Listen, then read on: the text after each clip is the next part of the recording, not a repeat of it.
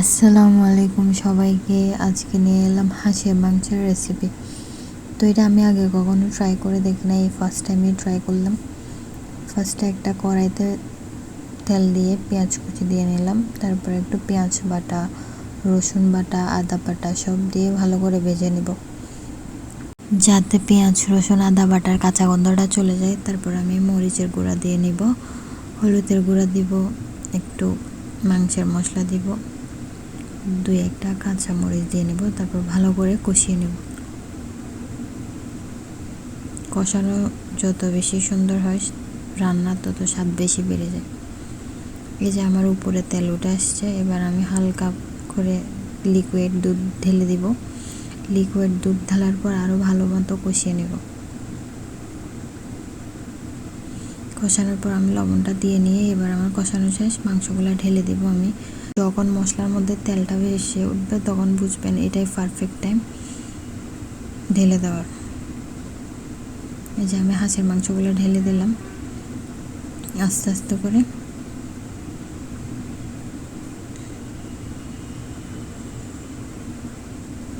সব ঢেলে আর একটু করে পানি দিয়ে এবার ভালো মতো নাড়াচাড়া করে নিব।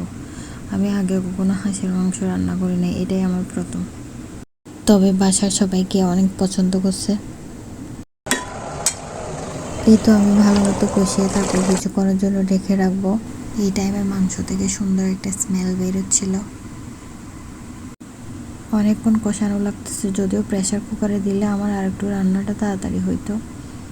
আর প্রেশার কুকারে দিলে হয়তো আমি এত সুন্দর করে ভিডিও ক্লিপ নিতে পারতাম না, যার কারণে এখানেই রান্না করা হচ্ছে। তারপরে এই টাইমে এসে আমার মনে হচ্ছে রান্নাতে কিছু একটা মিসিং, কিছু একটা আমি দিলাম না, যেটা আমার না দিলেই হয় না রান্নাতে। তো আমি দিয়ে নিচ্ছি এবার ম্যাজিক মশলা, যেটা আমার দেওয়াই লাগে প্রত্যেক রান্নাতে।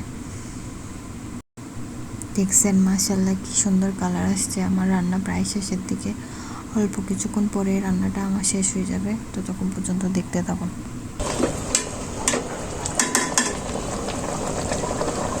এই দিন না জানলা দিয়ে প্রচুর বাতাস আসতেছিল, যার কারণে আগুনটা অল্প অল্প নিভে যাচ্ছিল।